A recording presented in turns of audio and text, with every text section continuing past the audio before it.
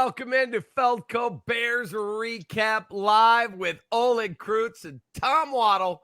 I'm David Kaplan. We'll get right into the game. We'll get you set for the upcoming Raiders game, but we start with our game breakdown brought to you by Four Seasons Heating, Air Conditioning, Plumbing, and Electric. Gentlemen, good evening. Bears lose 19-13, so all the good feelings of a week ago when they beat up on the Commanders, those go by the boards. And Olin, I heard you yesterday say, could they handle the prosperity of winning? And unfortunately, they could not. Your takeaway when you watched that game, sir? It was just disappointing because you went in with excitement. The young players were getting better. Justin Fields was playing good football. It was against Denver. It was against Washington. You're wondering, could it continue, especially versus a team that was going to put him through the test, Tom, and what he doesn't do well, right? Yeah. And the first play of the game, everyone's talked about it. They got 5 blockers. They bring 6 guys. DJ Moore's open in the slot, and he holds the ball for whatever reason. And from there, you're just disappointed. On the other side, man, the next play, the second play of the game, they spread the field. They run zone read. They gain 13 yards, and Getsy never comes back to it. And I'm just confused when I watch those two things happen. It was the game in a nutshell. Yeah, I think overall, guys, look, I thought this was a game that they really had a good chance to win, and a game that I expected them to win. I don't think they're a great football team, and never suggested that beating the Commanders and then following that up with a win over the Vikings was going to take them to the NFC title game or ultimately to the Super Bowl. But it's a Vikings team that came into town with the same record, without their best player, and the Bears were looking to do something that they hadn't done in a couple of years, and that's win a couple of games in a row. And I thought it was a great opportunity for them to build a little bit of momentum. I thought tip of the cap to the defense. I thought the defense played hard. I thought the defense played well, gave up 220 yards, 13 points total, and threw a shutout in the second half. But when you're a team that lacks talent, look, you can't lose the turnover battle 3-1, and they're just not good enough to overcome some of the self-inflicted wounds. And offensively, like Olin mentioned, they just didn't build off of some of the things, the good things that we saw against the Broncos 2 weeks ago and against the Commanders last week. All right, let's look at that first slide of the first play of the game. OG, take us through this, because Tommy and I were talking about it. You immediately count the numbers and you go, oh, God, that doesn't look good, right? No, it doesn't. And we talked about on last week's show, right, what the Washington Commanders did in the second half. They went to a 5-down defense, and they were going to make the Bears go 5-on-5, and that's how they slowed the Chicago Bears down in the second half. So if you're the Chicago Bears, you expect to see this, right? You expect to see 5 D linemen on the field. Now you got DJ Moore and Harrison Smith. Now Harrison Smith, good football player, but he's in his 12th year. He's a safety. I'm sure his 40's a little slower. I'm going to go right after him right away. And the line is sliding to the right, picking up 5. And there's 6 guys coming. And for whatever reason, Justin Fields holds on to the ball. And guys, like, this is what's so infuriating at times, is that you've had 8 days, maybe 9 days to get ready for this. You knew what Brian Flores was going to do. He blitzed on 56% of the plays prior to this game. And ultimately, I think when all was said and done, he blitzed on over 70% of the plays. Like, Justin has to know what that look is going to deliver. And that ball's got to come out, and that ball's got to go to DJ Moore. And there's just no explanation for why they struggled with this play. And I think it set the tone for the entire afternoon. Yeah, you look at the first play and you think, oh, my God, this is how we're going to start, with a guy coming free release, blindside your quarterback, and he had no concept of what was about to happen to him, right? No, he did not. He did not, obviously. And it's funny because as much as Justin Fields does this, it's like then he runs for 13 yards, and then all of a sudden he checks the quarterback draw on 3rd down. And they get a first down off of that sack. They actually got a first down after that. And it just seemed like Getsy said, I don't care. I'm going to keep putting you in the pocket against Brian Flores' defense. And here's this zone read out of pistol. the running back's right behind the quarterback formation, and he zone reads it, and he gains 13 yards. And Tom, they baffle me. They never go back to this spread the field look, zone read. And he came out here and he made number 21, the cornerback, miss. I mean, that puts so much pressure on your defense. Spread the field out. Ask him what he does. Ask him to do what he does well. I don't know. I was just confused all over the place watching this game. I got to be honest with you guys. We talked about last week how we talked about in the first couple of shows about how the center and the quarterback have to work together. It almost depends on how much the quarterback can do off of how much the center has to do. That offensive line, Cody Whitehair, they struggle with communication across the board, man. Across the board, when you watch it, it was crazy. Yeah, and I think that, like, Olin, you're going to be, spot on a lot of this stuff. And I got so many questions about protection tonight.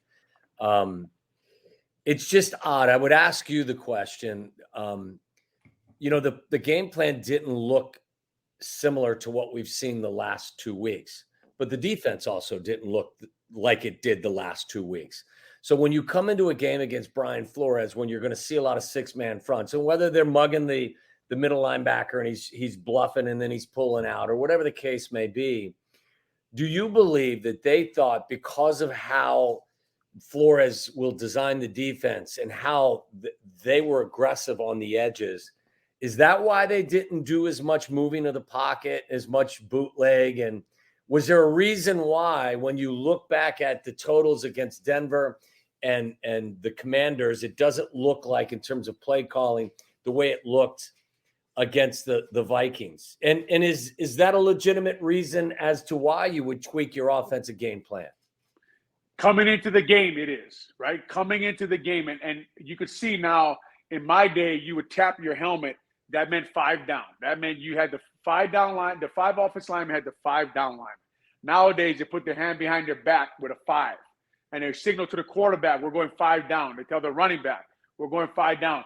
They did that too many times in this game. They couldn't match up with these guys, right? Right. So they played actually Buddy Ryan's bear defense, right? They came to Chicago, put 5 down on the field, and made that O-line go 5 down. Now, Tom, I know that they want to block it up and throw deep, right? It looked like Flores is out guessing Getsy sometimes. But the problem that bugs me is when you go in at halftime, you know it's not working, right? You know it's not working. Then you ask yourself, what is working? Well, you got 13 yards when we spread the field and we went zone read.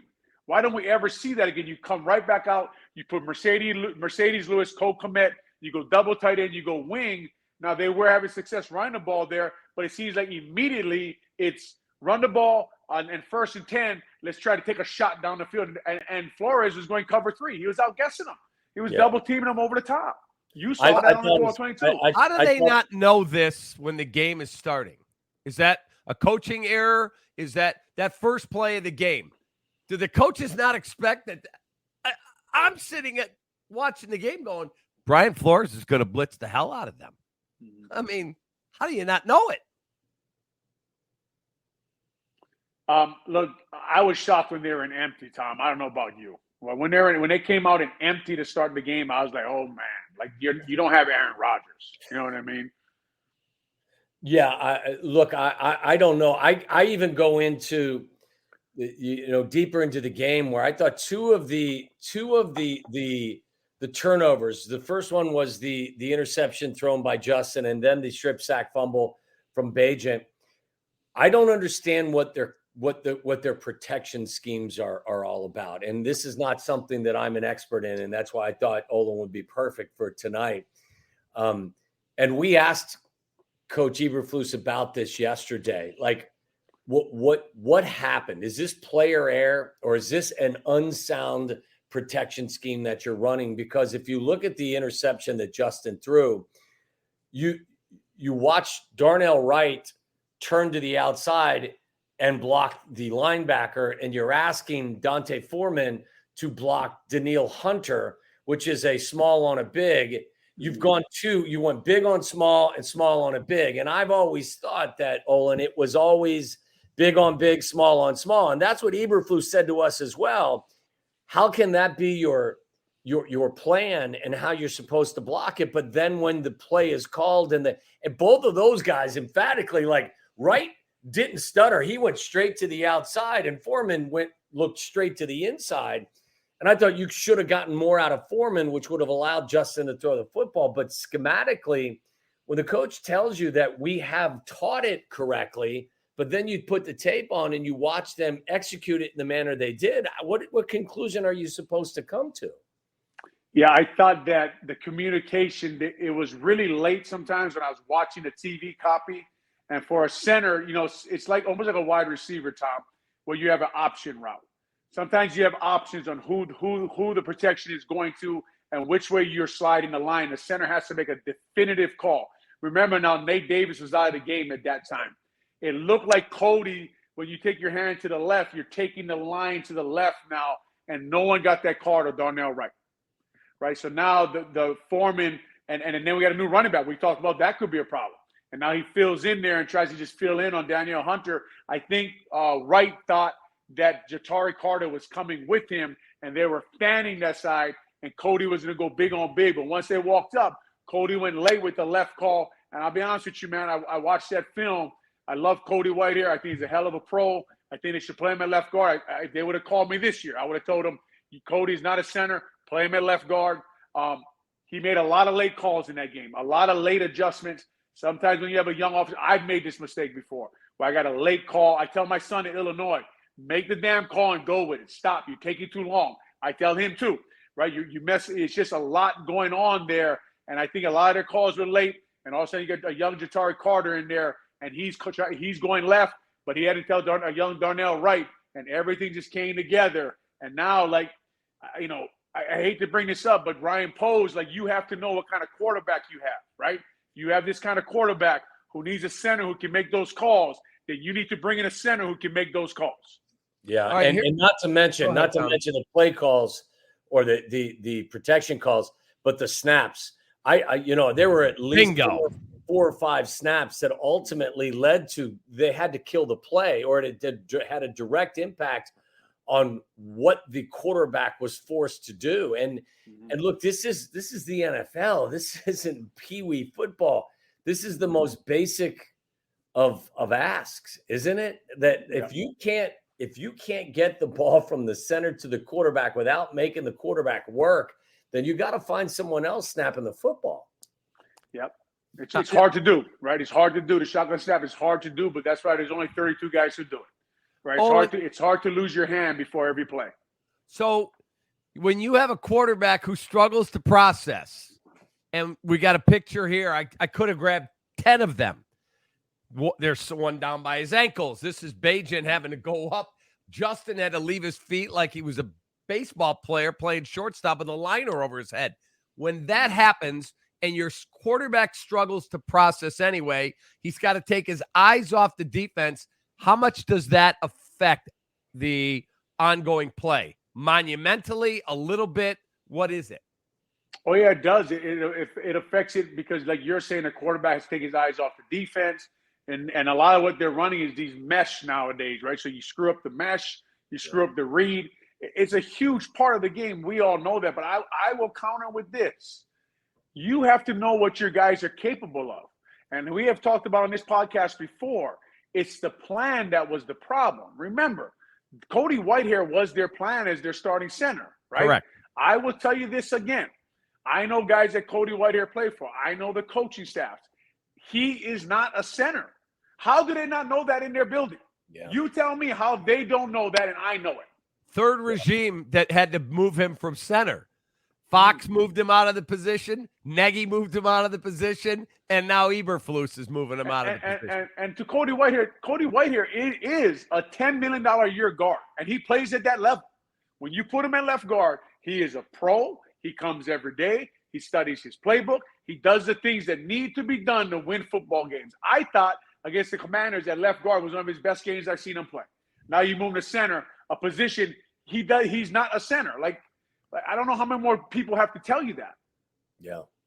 I think it was a huge mistake that they didn't, and you've mentioned this in the past, Olin, a huge mistake that they did not address that position in the offseason and certainly heading into the season. And again, I mean, the best point that I've ever heard about this was the one you made. And, it's dependent. It's very much dependent on your quarterback as well. If your quarterback isn't seeing things the way that you need him to see things, then the center is even more important than he naturally is. And for them to pretty much ignore the position or the importance of the position has turned out to be a catastrophic mistake for them and maybe the development of their young quarterback as well. Olin, does Doug Kramer have an opportunity at all? Because if he can't beat out Cody Whitehair at center and Lucas Patrick, then he shouldn't be on the roster. He isn't even getting a chance yet, right? Yeah, I mean, I think he's had some injury problems, right, going into the last 2 years. And from what I've seen for preseason, he has things to work on, but we all do as young players.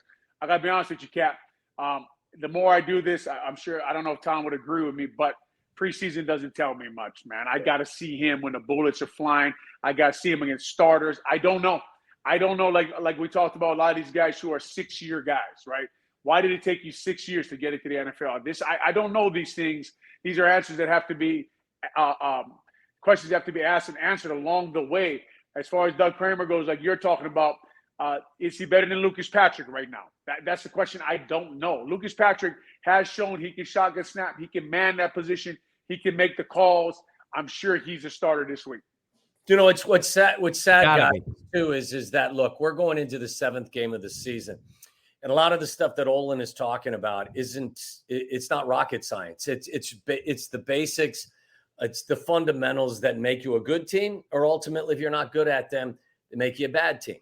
And you can't be going into these games, especially against a defense like the Vikings. And talent-wise, they're middle of the pack, in my humble opinion. But they do some interesting things because their defensive coordinator is willing to take chances and is very creative.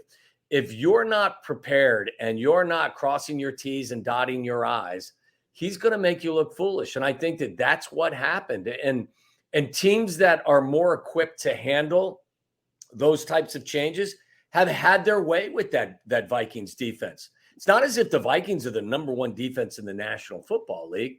You know, he knows that he is outmanned and shorthanded at times, and that's why he goes down swinging. He takes his chances. He takes his runs at you because he knows over the course of 60 minutes, if his guys line up against your guys, there's a really good chance that your guys are going to get the best of his guys. So, like, I just think, especially when you face a team like this, if you are not fundamentally sound and you're not on your P's and your Q's, what is going to happen is exactly what happened to them on Sunday.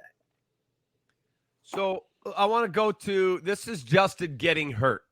Now, I highlighted a couple of guys that are open. Darnell Mooney is, pardon my language, wide fucking open down the middle of the seam there, and DJ Moore is wide open. And Justin Fields has time in the pocket. I ran a stopwatch, and he held the ball from snap to the time his thumb ended up in Evanston, 6.19 seconds. 6.19 seconds.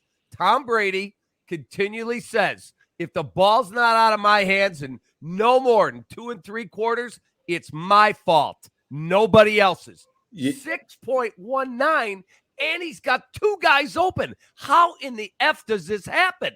Well, it shouldn't. And it's one of the reasons why I think that there's some consternation with many of us who watch this and some uncertainty that exists up at Hallis Hall as well. I really thought, going back to the first play that Olin diagrammed, I thought that they got into the quarterback's head a little bit from the opening snap. You know, if you go back to the previous 2 games, and I'm not minimizing it in any way, shape, or form, but when everything is clean and everything is right, Justin has been able to make plays and excel.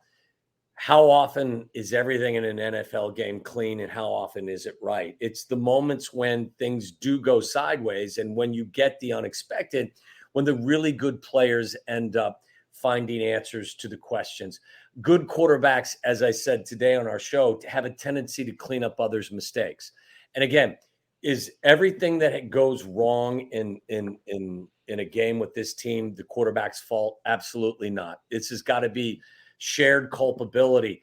But the quarterbacks that really excel are the ones that make the other guys around them better and find solutions to some of the problems. And And I thought that Flores got him off his spot and really got in his head a little bit early. And then what I thought I saw personally, and Olin may disagree, I thought I saw more of the quarterback we saw in the first 3 games versus the quarterback we saw in the previous 2 games. And that's a quarterback that isn't trusting what he's seeing, even when what you and I see is open wide receivers. And I thought what we saw again, we were looking for continued progress. What we saw was regression to the mean, or regression to kind of the QB that we had seen previously. So I thought it was a rough day for Justin. I thought it was a rough day for a lot of guys, but there were some things that happened in that game that definitely brought you back to some darker times. OG?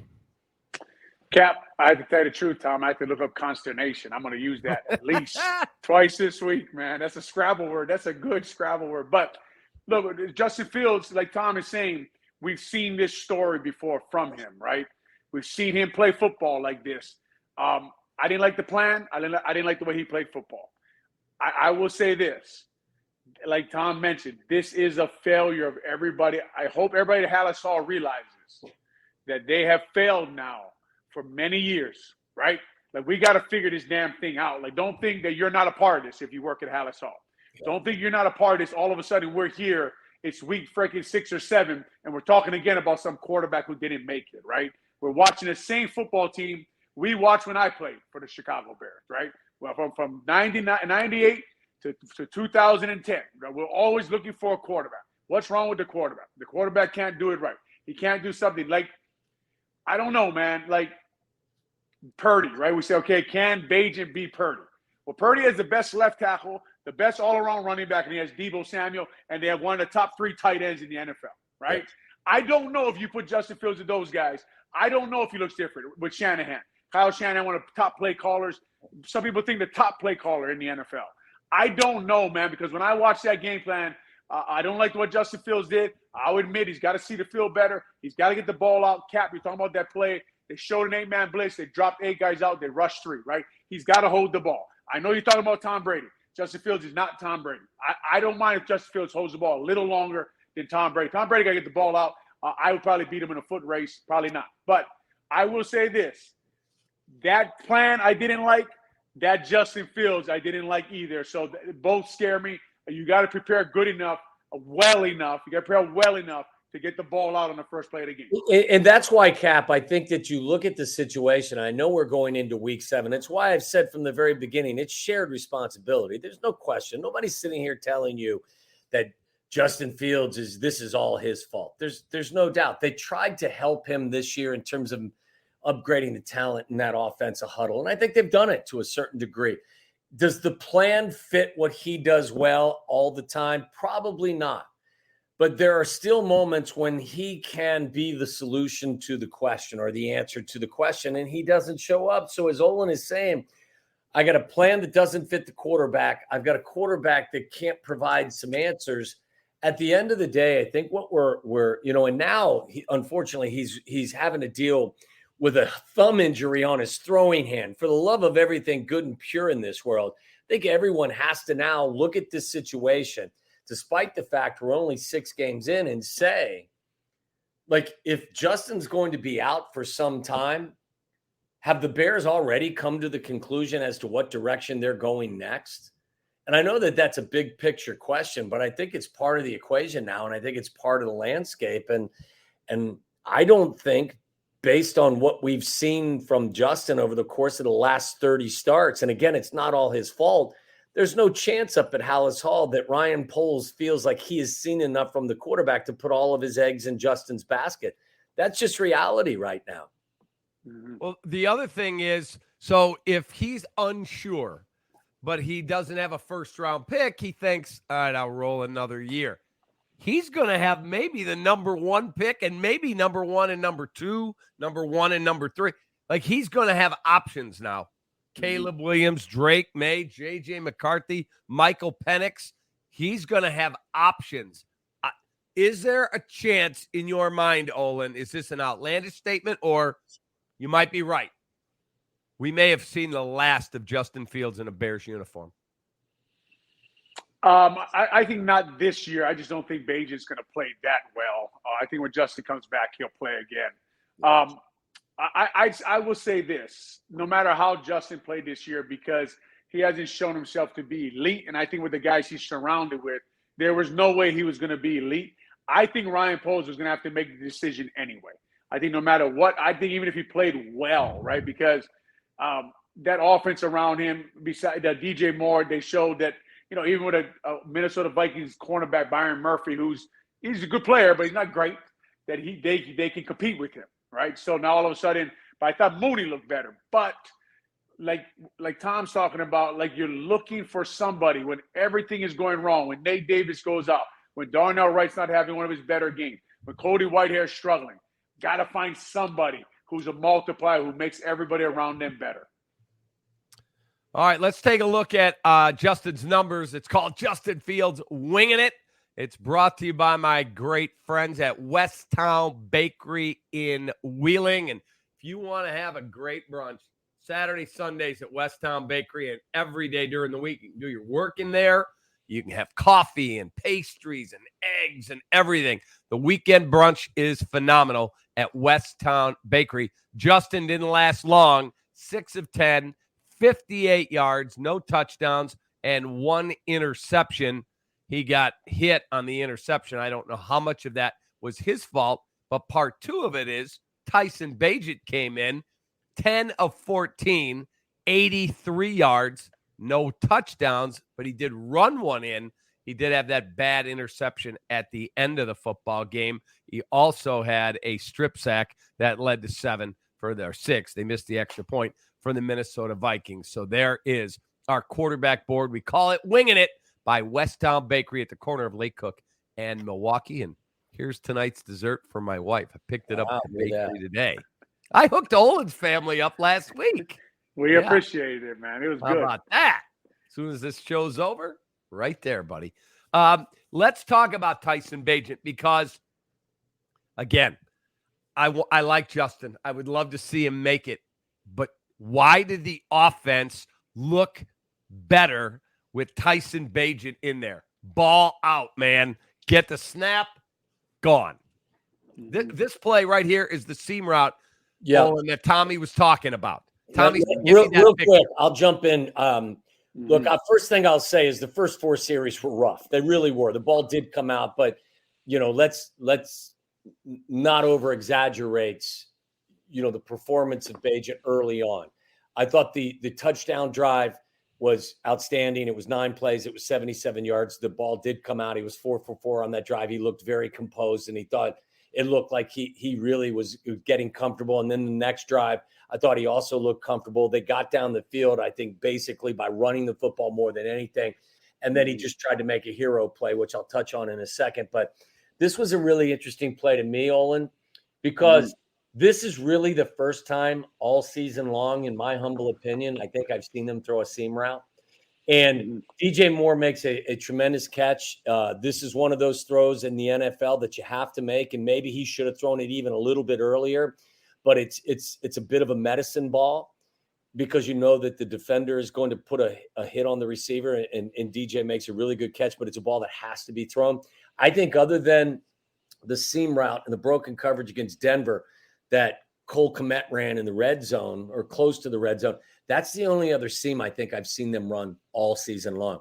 And when you're not affecting the middle of the field consistently, you're just making life so much easier on the opposing defensive coordinator. So I was thrilled, to see this route run and to see this route executed.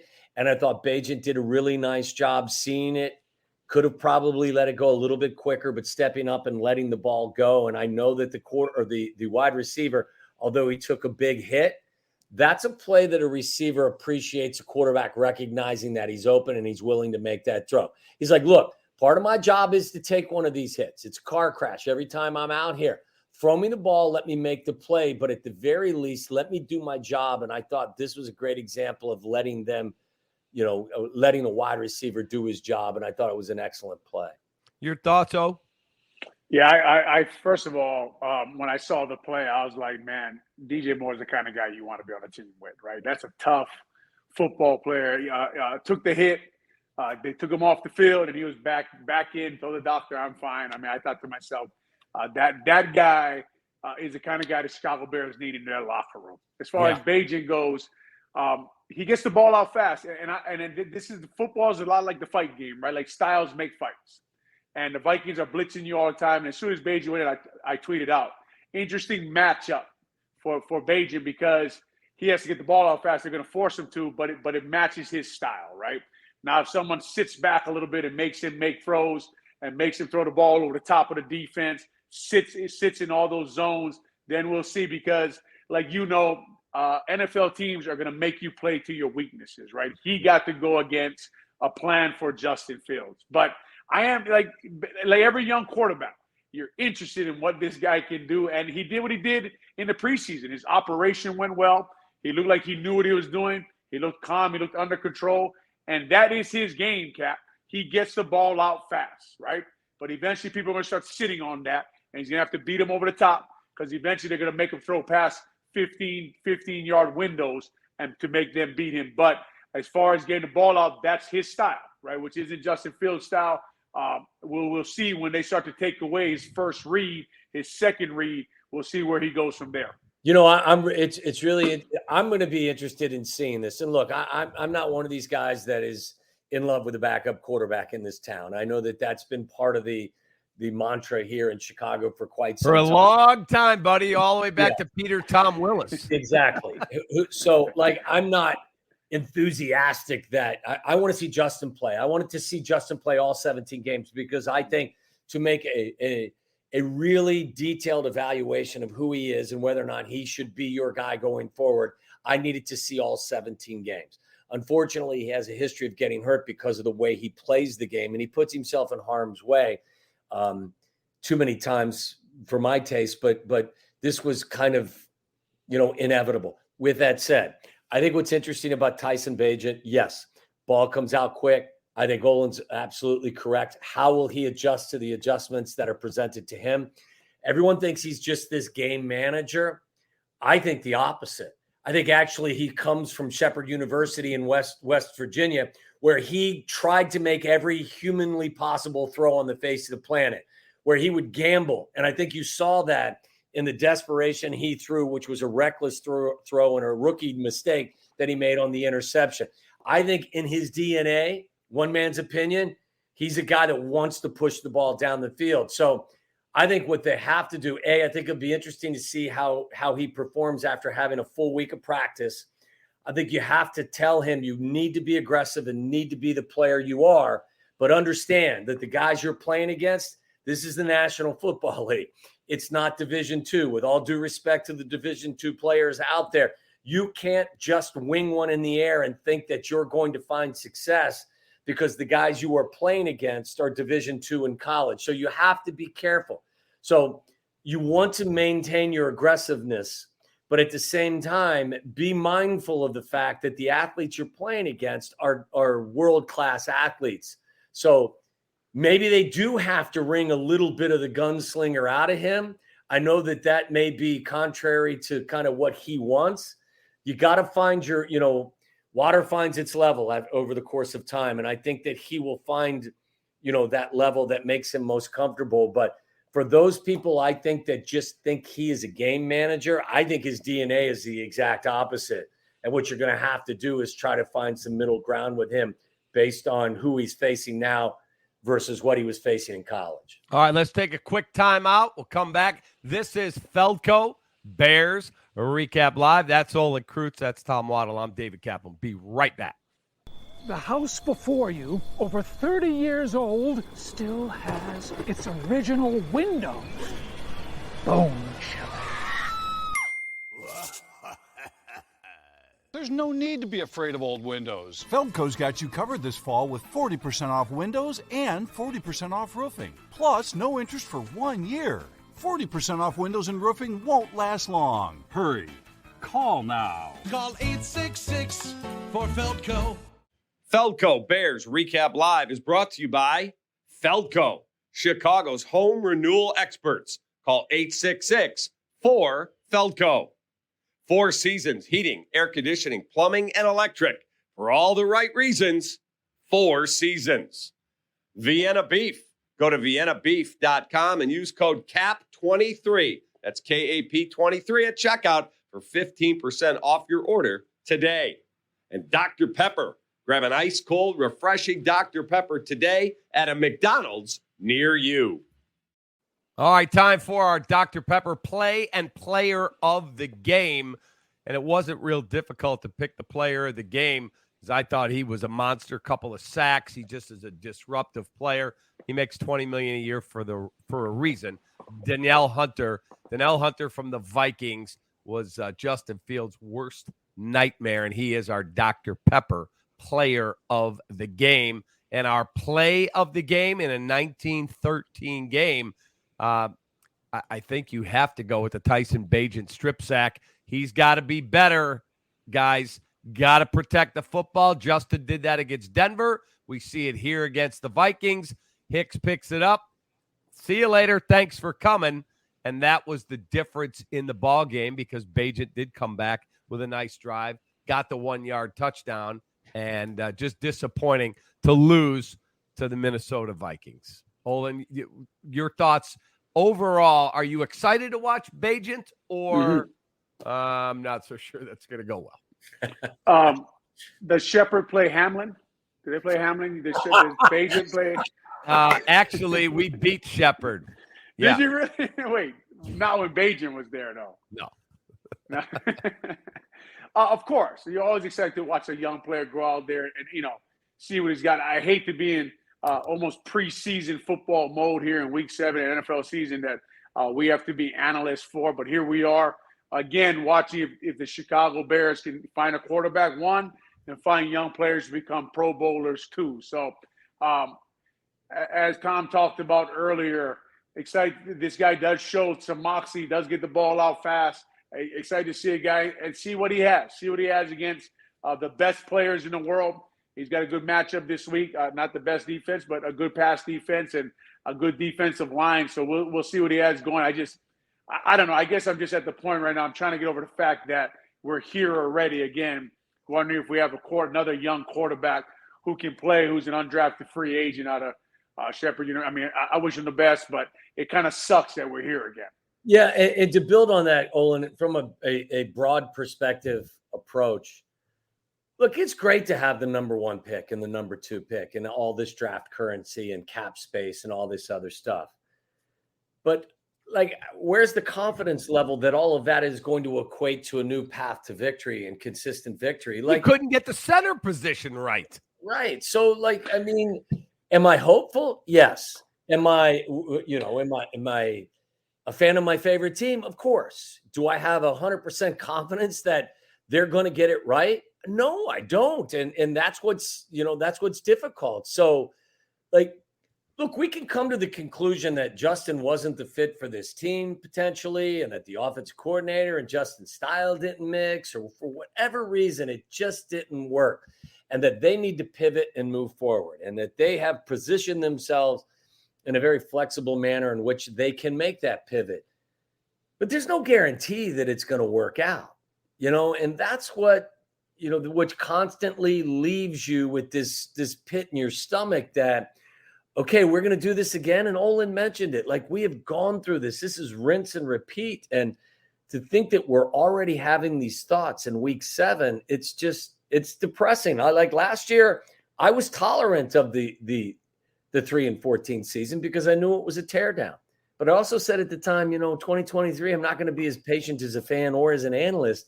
And I expect some significant improvement. And look what we're talking about in Week 7. Olin, in looking at what's going on with this, so Louis Riddick, who I like a lot, was on with Tommy and Sylvie today. He said, if I'm the team president, I'm asking some really hard questions. The center position. How the hell is that what we're dealing with? And why does the quarterback not look like he has any idea what's going on with the game plan? And the game plan isn't taking care of the quarterback strengths. And then we get an undrafted free agent kid from Division II, and the offense looks like it's moving better, but you're playing to his strengths. What the hell's going on? He said, I wouldn't be shocked if we're in for a full reset. Isn't that what he said, Tommy? That would be coach, quarterback, and GM. Well, it would with a new president, you wonder why he didn't get to hire his own guys anyway, right? So I know why Lewis would say something like that. It makes sense if Kevin Warren is totally not happy with what's going on up there. Hopefully Warren doesn't have to hire Bill Polian to hire people, right? So there's always a problem. Here's the thing, man. I said on a post-game show after the game, I said, look, if I'm Warren or Ryan Poles, I got to put guys in a room, both the quarterback, the offense coordinator, and the head coach, say, look, what's going on this play here? What were you told, and why aren't you executing it? I have to know exactly what's going on in my building, because for too long, it seems like nobody knows. And then I got to put Cody White here in the room. And like Lewis said, this is the NFL. Let's ask the hard questions and look people in the eye and just ask them. Cody, why are you repointing this? Why doesn't Darnell Wright know? What were you told to do during the week, right? And those things, when you turn a film on, like the one we just watched, the guys like me and Tom, when you turn that film on, I got to be honest with you, Cat, man. It's like when I thought they had a culture problem. When I turn the film on, I see a team that has a preparation problem. You know how I know? I've been on teams like that. I've been on teams with guys who don't study hard enough, who don't pay attention to details and walk through, who think they've arrived after one win. And that's the team I watched on that field on Sunday. Guys making same mistakes over and over again. Well said. I mean, and that's whether it's the quarterback, it's the game plan, it's whatever it is. Look, I don't want to pass out flowers in a situation where they're not, it's not the right thing to do. But I look at the defense. That defense played with their hair on fire. I get it. The Vikings were without Justin Jefferson. But I saw a defense playing hard. I saw a defense that tackled well. There were very few missed tackles. Saw a defense where it didn't look like there were a lot of missed assignments. Matt Eberflus, the defensive coordinator, to me, did a hell of a job getting his guys ready, and those guys executed. I just don't know. I mean, is it player error? Is it preparation? Whatever the case may be, you just can't continue to function like this and think that status quo is going to be the ultimate outcome. You're looking at significant change, and rightfully so. And maybe at the end of it doesn't mean that as Lewis said today as well, doesn't mean Luke Getsy's a horrible offensive coordinator. Doesn't mean that Justin Fields can't play. It just means for whatever reason, it ain't working. And these are difficult questions. Why isn't it working? Why is Justin seeing one thing when the pocket is clean and everything's, in line? And why is he reacting differently when things get a little bit murky? And why is the offensive coordinator running this against this opponent and this against that opponent? It's just there are no solid answers from the seat I live in right now. All right, Olin, I got a question for you. Let me just do this read. Dr. Pepper's an American original, just like our Chicago Bears. Please eat your taste buds. Since 1885, Dr. Pepper is a unique combination of 23 flavors, a winning formula that football fans love. Grab an ice cold, refreshing Dr. Pepper today at a McDonald's near you. Okay, Olin, here's my problem. Mm-hmm. Coach Eberflus is at the podium. Coach, you changed centers when Bagent came in. Was that because Cody Whitehair had a problem snapping the ball because one's here, one's there, and one's here, and one's there? He looked like freaking Jan Gomes of the Cubs back there, the quarterback. And he said, oh, no, it had nothing to do with it. We wanted to go with the more experienced guy.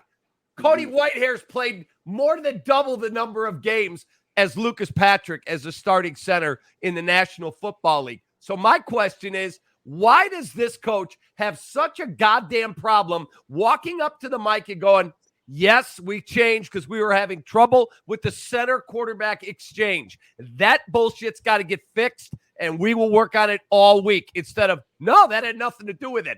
Then he's a goddamn imbecile if that's what he truly believes. I think Cody not showing up for the media session told you everything that happened in that game, right? Cody not being there to talk. I mean, for an older guy like that to get benched is embarrassing. And he knows he didn't do his job well. He knows that, so he's frustrated. But as far as Coach Flus goes, Cap, I don't mind if he's protecting his guy at the microphone, if he is holding him accountable behind closed doors. I don't mind that. As long as you're doing it behind closed doors, as long as you say, Cody, that wasn't good enough, we took you out because of the snaps. If he told him that, if he told his team that, I don't care what he's telling me. Just hold them accountable, right? But eventually, at some point, Tom, you got to try to hit another button, and maybe you got to call them out in public to get them going. Yeah, it's been look, Matt Eberflus is a really nice man, and you know that play. Yeah, do you think anybody's ever said that about me? Yes, I think here's my problem with what you said, Olin.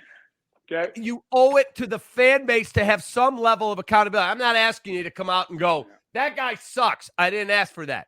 All I'm asking him is go, look, Cody's a good football player. Maybe he's best suited at guard. But what we watched today is unacceptable because we are struggling there. Well, and so that's why I made the change. I would say this to you, Cap. I think there needs to be someone up at Hallis Hall that is telling the coach, look, you're not reading the room, so to speak. Like you're not, if you want life to be easier on you, and I get it, this is football. This isn't, entertainment to a certain degree. This isn't Hollywood, but it is entertainment. So if you are going to meet the media on a weekly basis, just know how what you have said previously is being consumed and how people are responding. And I think to your point, Cap, like people in this town are passionate about their football team.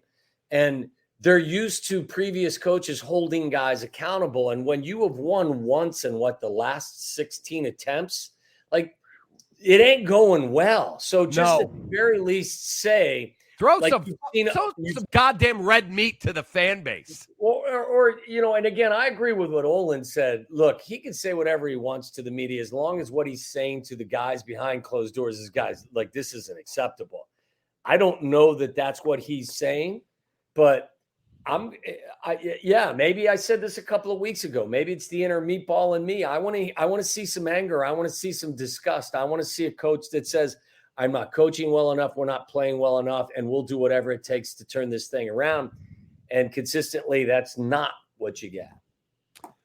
I tell you what I worry about, Cap, real fast. I worry about, like, you hear about this Caleb Williams from USC. He doesn't want to come play for the Bears. I worry about eventually, man, like the people come to Hallis Hall with great reputations and they leave wasted, man. You worry about if people even want to come here after a while. I've talked to coaches who come here. I've had coaches to call me and I'd be like, I don't know, man. It's a tough place to win and it's a tough building to win in, right? So, like, eventually, like, this coach Eberflus came with this reputation of being a great defense coordinator, great guy, good football guy. He leaves an imbecile, right? Eventually, man, it's the building. Right, this building is laying waste to people, and eventually they have to look at themselves there and say, "Okay, like, does anybody want to come here anymore?" Because we come here, we put guys in the building, and they can't coach and they can't play anymore. So my friend Jonathan Hood said, "Yeah, if we drafted Mahomes, he'd be just another dope with a B on his hat."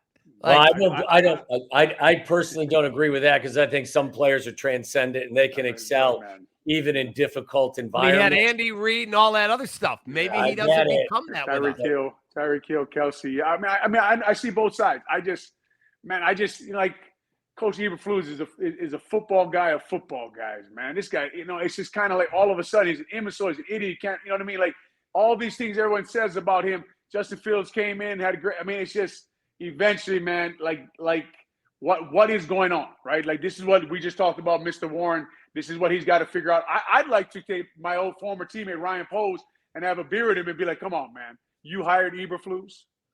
You wanted Coach Eberflus. Like, come on, 38-year-old guy."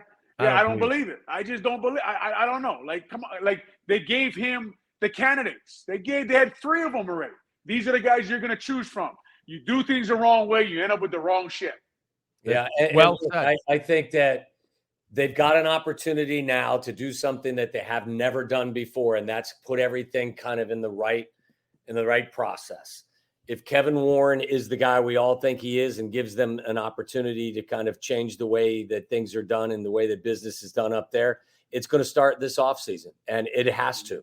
There has to be a new way to do business. There has to be a way that – think about how many different iterations there are of this franchise, where the coach is hired before the general manager and Ted Phillips is the president and he's making football decisions, yet tells you he's not a football guy. And like, everything has been out of order. The last 2 quarterbacks, okay, have been drafted by the previous crew.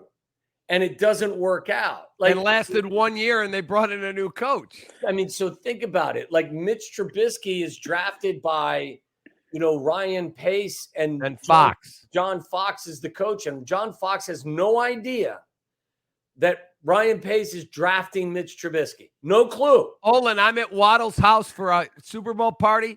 John's drinking vodka. He said, ask me anything you want. I said, when did you find out you were getting Mitchell Trubisky? He said, 5 o'clock the night of the draft. Pace pulled me in and said, just letting you know I made a trade. We're getting Mitchell Trubisky. What? Another great football guy. Another good football coach. Left Chicago a moron. Right? Yes. Like I don't know, man. I don't know what to think. I mean, I was in the building for 13 years, right?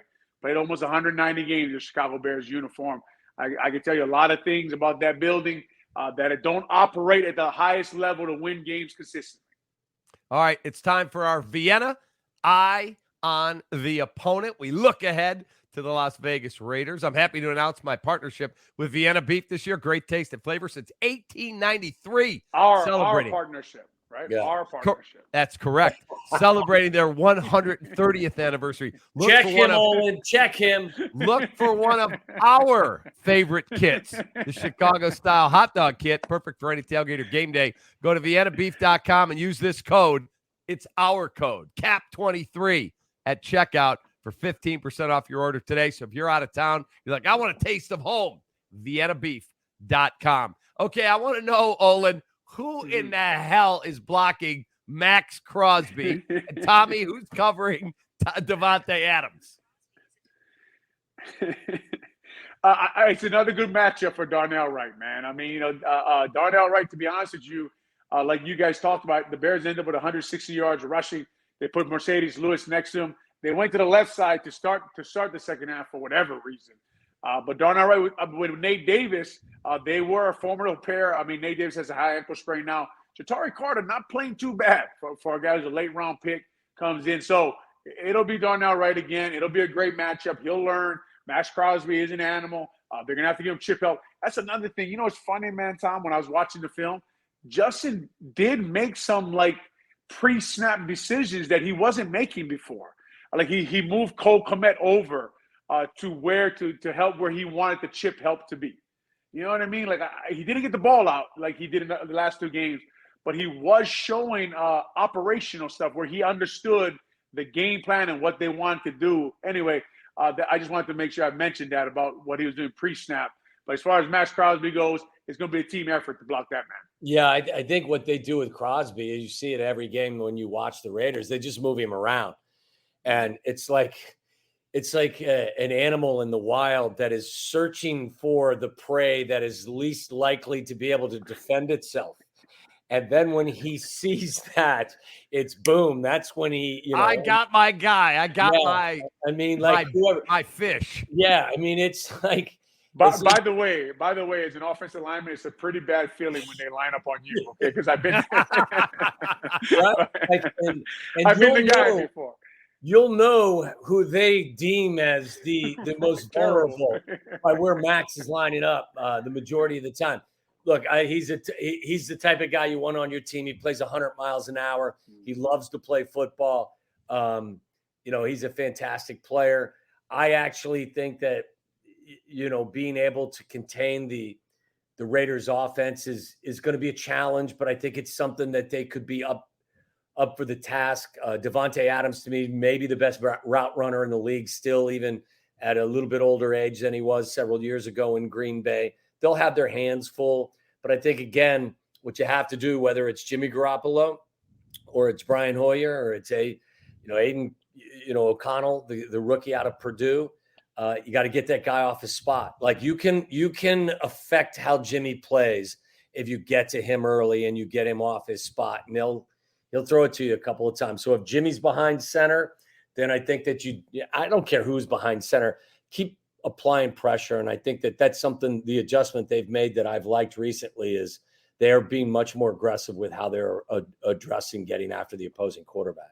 OG? Yeah, I just think when you watch, I want to go back to the Chicago Bears defense again, is like Tom says, you got to give them the credit. I thought T.J. Edwards and Tremaine Edmonds showed up. I thought Brisker looked like a young guy about to take another step. It was good to see Gordon on the field. Good to see that secondary we talked about that we thought would be the strength of the team. I thought they looked good. I thought Coach Flu's bringing T.J. Edwards, bringing Tremaine Edmonds. The defense line still doesn't get the pressure they need to get, but I don't think they're going to get it all year. I don't think they're going to develop into that all year. They just are who they are right now, but they can get it in other ways. So it'll be an interesting matchup against the Raiders. Now, the Raiders, I would imagine, come to town again. I was impressed with the Bears, Billings and Justin Jones, because I thought the offensive line was pretty good. And that defensive line, they shut down the run. They're getting a lot better against the run. They're hitting their run fits. They're doing a nice job with that. It will be an interesting matchup. As far as on the other side of the ball, as far as who starts Devontae Adams, I think they got the secondary that can do it. Yeah. So key to the game, Olin, I don't ask you for predictions. So key to the game, give me 2 keys. For that happens, Bears can win. Yeah, they got to run the ball. They got to run the ball with Deontay Foreman with a young quarterback in there. He had a good day last week. Yeah, he did. He did have a good day last week. He runs hard. That we talked about on this podcast that I weren't going to be, from watching his film in Carolina and we took over McCaffrey, you weren't going to worry about this guy too much running downhill. I thought they had a good plan for him running behind. Stay behind Darnell Wright. Stay behind Mercedes Lewis. Let them move guys off the ball. Give Bajan quick, easy reads. Patrick Graham, another defense coordinator who likes to heat you up sometimes. So it will be an interesting matchup again. Going back to that's one of the things I wanted to mention is Mercedes Lewis may be our age, but he can still play. So like your age. I'm younger than you guys. As a blocker, you're not going to ask him to affect a defense running a seam route. But my God, I would trust him in any type of run set that we would throw out there. He can still move people at whatever age he is right now. I thought that was really important. Look, I said it last week, and I know it's cliche, but this team's not talented enough to make catastrophic mistakes and still win a football game. They lost the turnover battle last week 3-1. And to me, it was the difference in the entire game. Obviously, they turned it over once, and it was returned for a touchdown. I believe this offense has now given up. I don't know how many touchdowns they've scored, but they've given up 3 defensive touchdowns so far this year in 6 weeks. You are not talented enough to overcome that. So you can't turn the football over more than your opponent. So ball security has to be, I know it's very basic. I know it's football talk, but it's got to be something that they stress. And let's stop with these mistakes. You had enough time to prepare. If your protection plan is big on big, then make it big on big and small on small. But all the mental mistakes have got to be eliminated on both sides of the football. I don't see as many of them on the defensive side as I do on the offensive side. It's way too far deep into this process for these types of mistakes to continually happen. So Darrington Evans on Max Crosby, probably not the best decision this Sunday. No, absolutely not. All right, Tommy, what's your prediction? Wow. Look, every time I predict they're going to win, they lose. I would say to you that the Raiders, I think this is going to be a difficult game for them to win with their young quarterback. I'd say 2019 Raiders. Yeah, I think the Raiders win the game 23-17. Think about the players that the Raiders have. On offense, you've got Josh Jacobs. You've got Devontae Adams. You've got the kid they signed as a free agent, Jacoby Myers out of New England.